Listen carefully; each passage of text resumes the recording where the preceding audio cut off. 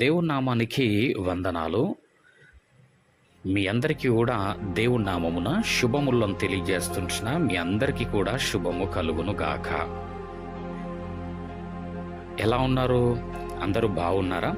అందరూ బాగున్నారని నేను దేవుని నామమున విశ్వసిస్తూ ఉంటున్నాను. మీ అందరి కొరకు ప్రతిదినము ప్రార్థన చేస్తూ ఉంటున్నాను. దినదిన మీ జీవితం ఏ విధంగా ఉంది? ఇరుకుల, ఇబ్బందుల, సమాధానము లేనటువంటి స్థితిలో ఉన్నారా? అనుకున్నటువంటి కార్యములు అనుకున్నటువంటి సమయములో జరగలేకుండా ఉన్నాయా? అందును బట్టి నిరుత్సాహపడుతున్నారా? అందును బట్టి దుఃఖపడుతున్నావు కావచ్చు. అందును బట్టి నువ్వు కృంగిపోతున్నావో ఏమో.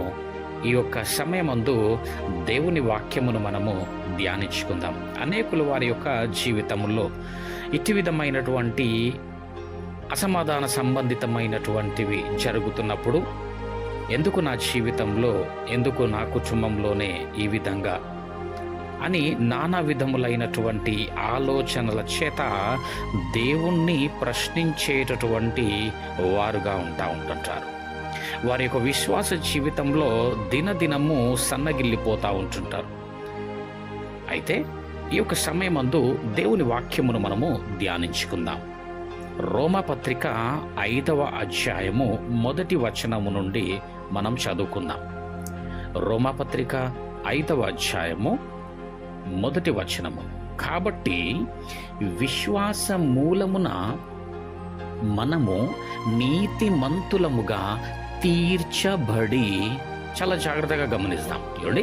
కాబట్టి విశ్వాసమూలమున మనము నీతిమంతులముగా తీర్చబడి మన ప్రభువైన యేసు ద్వారా దేవునితో సమాధానము కలిగియుందము. దేవునికి వందనాలు.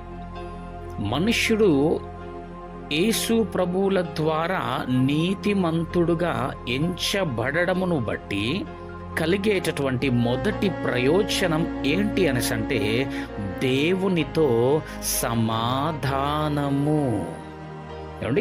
దేవుణ్ణి విశ్వసిస్తున్నటువంటి వారే కదా మీరు. దేవుని పైన ఆధారపడి, దేవుణ్ణి నమ్మి, దేవుని యొక్క మార్గంలో నడుస్తున్నటువంటి వారే కదా మీరు. అయితే ఇక్కడ వాక్యం చెప్తా ఉందండి, విశ్వాసమూలమున మనము నీతిమంతులముగా తీర్చబడి మన ప్రభు అయిన యేసు క్రీస్తు ద్వారా దేవునితో సమాధానము కలిగి ఉందము. ఇక శత్రువులము అనబడడం లేదు. మనం ఇక దేవునికి శత్రువులమనే భయం లేదు. ఎవరితో సమాధానమై ఉన్నావు? దేవుడితో సమాధానమై ఉన్నావు. దేవుడు నీకు సమాధానమై ఉన్నాడు. దేవుడు నీకు సమాధానం అనుగ్రహించినాడు. అయితే నీకు ఈ లోకమందు జరుగుతున్నటువంటి వాటిని బట్టి ఏంటి నాకీ పరిస్థితి, ఏంటి నాకీ దుస్థితి, ఏంటి ఈ అసమాధానము, ఈ అల్లరి అనేటటువంటిది అని అనుకుంటున్నావు. కానీ ప్రియమైనటువంటి వారలారా, నీవు ఒకటి గ్రహించలేకపోతున్నావు. నీవు ఎప్పుడైతే యేసును నమ్మి ఆయనను వెంబడిస్తున్నావో ఆయన ద్వారా దేవునితో సమాధానపరచబడ్డావు. నీకు సమాధానం ఉన్నదండి. ఆయన నీకు సమాధానమై ఉన్నాడు. నీ కుటుంబానికి ఆయన సమాధానమై ఉన్నాడు. నీకు, నీ కుటుంబానికి ఆయన సమాధానమై ఉన్నాడు. నీకు సమాధానము కలుగును గాక. ఆమేన్. నీవు దీన్ని ఎప్పుడైతే తెలుసుకుంటావో ఈ విషయాన్ని, నువ్వు సంతోషంగా ఉండగలుగుతావు. 2వ వచనంలో చూస్తున్నట్టయితే, శ్రమలయందు అతిశయపడుదము అని పౌలు గారు చెప్తా ఉంటున్నారు. దేవుని నీతిని పొందిన వారు శ్రమలయందు సహితము ఆనందించగలరు.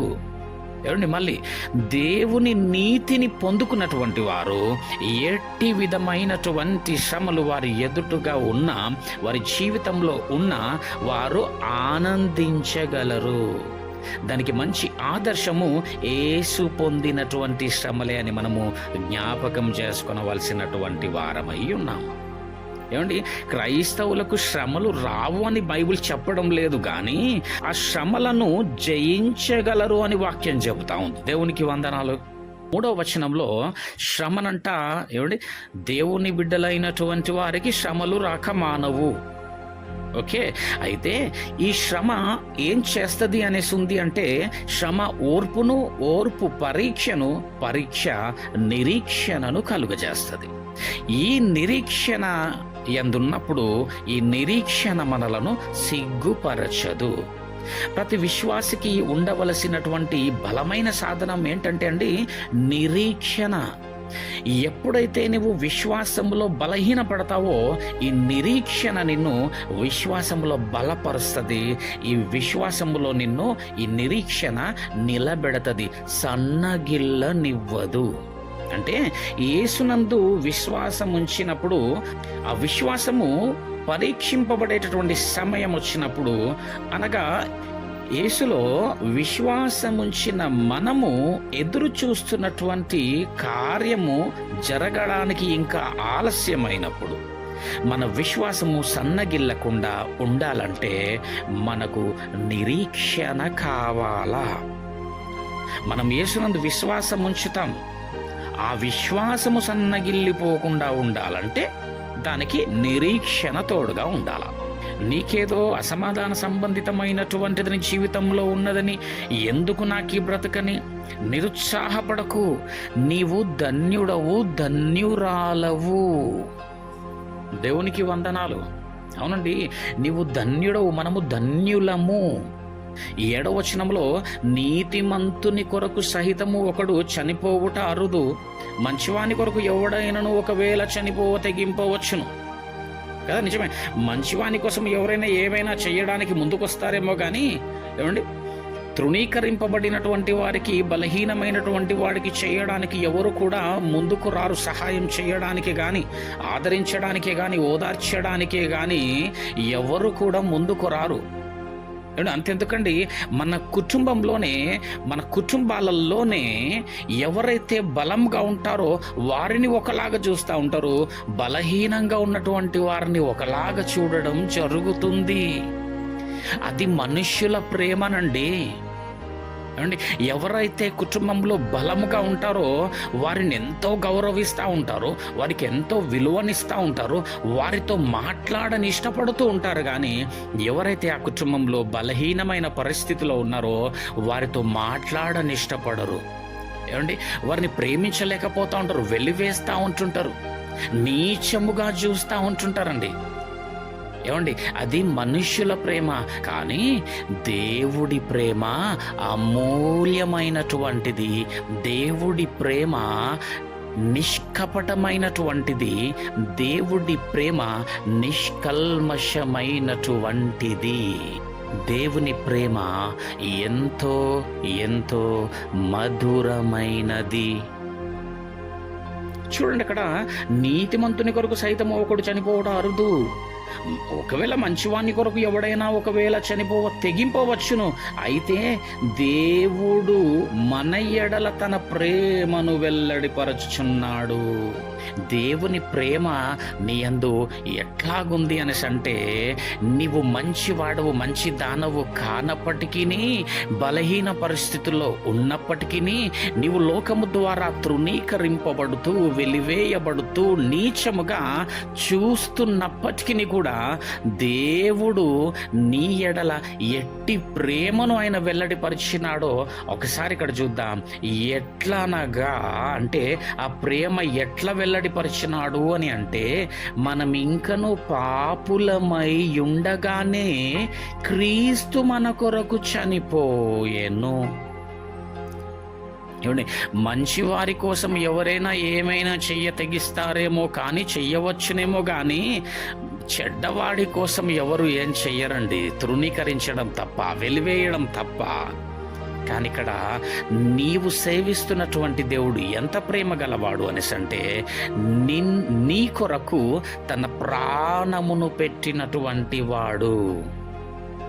ఉందా అండి? పాపులమై ఉండగానే క్రీస్తు మన కొరకు చనిపోయెను కాబట్టి, క్రీస్తు నీ కొరకు చనిపోయినాడు కాబట్టి ఏం జరిగిందో చూడండి ఇక్కడ. ఏమండి? క్రీస్తు మన కొరకు చనిపోయెను కాబట్టి ఆయన రక్తము వలన ఇప్పుడు నీతిమంతులముగా తీర్చబడి. నువ్వెవరో తెలుసా? నువ్వు నీతిమంతుడవు, నీతిమంతురాలవు. ఇకపై అనకు పాపిని ప్రభువా అనకండి. ఏమండి? నువ్వు నీతిమంతుడవు, నీతిమంతురాలవు. అయితే ఒకటి జ్ఞాపకం పెట్టుకోవాలా, నీవు నీ వలన కలిగినటువంటి నీతి కాదు. కాబట్టి ఎవరు నీతిమంతులు లేరు. ఇది దేవుడి వలన కలిగినటువంటి నీతి అయి ఉన్నది మన జీవితంలో, మన బ్రతుకులో. ప్రభువా, నా నీతి నీవే, నీవే నా నీతి అయి ఉన్నావు ప్రభువా. నన్ను నీతిమంతునిగా తీర్చినందుకు నీకు వందనాలు నాయనా అని ప్రార్థన చేయాలా. నన్ను నీతిమంతుడిగా చేసినందుకు నీకు వందనాలు ప్రభువా అని ప్రార్థన చేయాలా. ఆయనకు కృతజ్ఞతాస్తుతులు చెల్లించాలా. ఆయనను ప్రకటించి ప్రచురించి ఆయన కొరకే బ్రతికేటటువంటి వారమై ఉండాలా. హల్లెలూయా. చూడండి, నీతిమంతులముగా తీర్చబడి ఇంకా ఏం జరిగిందంటే మరింత నిశ్చయముగా ఆయన ద్వారా ఉగ్రత నుండి రక్షింపబడుదుము. అంటే మనకు ఆయనకిక శత్రుత్వము లేదు. ఏముంది మరి? సమాధానం ఉన్నది. ప్రియమైనటువంటి దేవుని బిడ్డలారా, నీకేదో కలుగుతున్నదని, నీకేదో జరుగుతున్నదని, లేదా నీకేదో జరగడం లేదని, రాలేదని, పోలేదని, అవడం లేదని ఎందుకండి అసమాధాన పాలవుతున్నాం? ఎందుకు అసమాధాన పడుతున్నాం? ఎందుకు ఆ విధంగా నిరుత్సాహపడుతున్నాం? ఎందుకు కృంగిపోతున్నావు? దేవుడు నిన్ను ప్రేమిస్తుంటున్నాడు. ఎంతగా అంటే తనతో సమాధానపరుచుకున్నాడు నిన్ను. నువ్వు ఎవరు అనేసి అంటే సమాధానపరచబడినటువంటి దానవు. నీ జీవితంలో, నీ కుటుంబంలో నా దేవుడి సమాధానం ఉన్నది. హల్లెలూయా. నువ్వు నీతిమంతుడవు, నీతిమంతురాలవు. గనుక ఈ నీతిమంతుడికి శ్రమలు వస్తాయి. ఆ శ్రమలు ఓర్పును కలగజేస్తాయి. ఓర్పు పరీక్ష నిరీక్షణను కలగజేస్తుంది. ఈ నిరీక్షణ అందున్నప్పుడు ఈ నిరీక్షణ మనలను సిగ్గుపరచద్దు. హల్లెలూయా. ఏదో కార్యము మన జీవితంలో జరగలేదనో, ఏదో అవ్వలేదనో, ఏదో చెయ్యలేకపోతున్నామనో నువ్వు కృంగిపోవ వీలు లేదు. ఏమండి?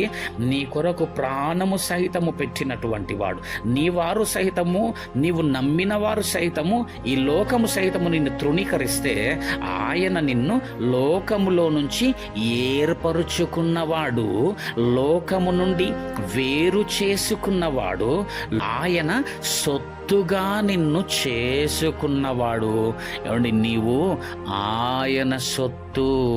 ఇకపై భయపడకు.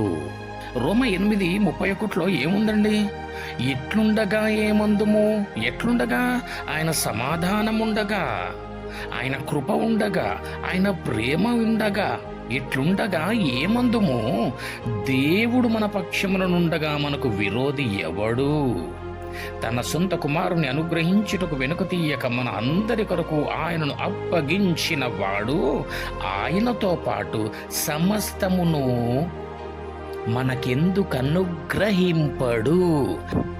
మీకు సమస్తము అనుగ్రహింపబడును గాక. మీరు చూచుచున్నటువంటి కార్యములు దేవుడు మీ జీవితంలో నెరవేర్చునుగాక. నీకేదైనా శ్రమ వస్తున్నది కావచ్చు, లేదా శ్రమ ఉంది కావచ్చు, నీకేదైనా ఇరుకు ఇబ్బంది ఏదైనా కలుగుతున్నదేమో, దాని యందు అతిశయపడువారమై ఉన్నాం.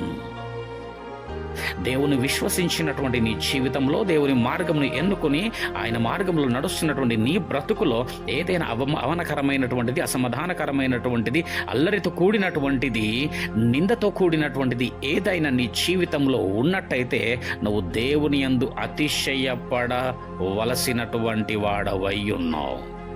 ఎందుకంటే ఆ శ్రమ ఏం చేస్తుందండి? మళ్ళీ ఒకసారి ఆ శ్రమ ఓర్పును కలగజేస్తుంది, ఓర్పు పరీక్షను కలగజేస్తుంది, పరీక్ష నిరీక్షణను కలగజేస్తుంది. ఆ నిరీక్షణ నిన్ను ఆ విశ్వాసంలో నుంచి నిలకడగా నిలబెట్టి ఒక దినమున సమస్తము పైన నీకు జయమును అనుగ్రహిస్తుంది. దేవునికి వందనాలు. ఈ పరీక్ష అనంతరము ఆనందము అనుభవించేటటువంటి వారమై ఉన్నాము. కాబట్టి ఈ ఒక సమయంన నువ్వు ఏ విషయంలో కూడా బలహీనపడనవసరం లేదు, భయపడనవసరము లేదు, ఏమండి, కృంగిపోనవసరము లేదు, ఎవరు లేరు అనుకునవసరము లేదు, ఒంటరిని అని అసలే అనుకునవసరము లేదు. నీకు తోడుగా దేవుడున్నాడు, నీకు దేవుడు తోడై ఉన్నాడు. ఇటు విధమైనటువంటి కృప, ఇటు విధమైన దీవెన, నడిపింపు, ఆశీర్వాదము దేవుడు మనకందరికీ కూడా దయచేయునుగాక. నీకు సమాధానము కలుగునుగాక. ఆమెన్.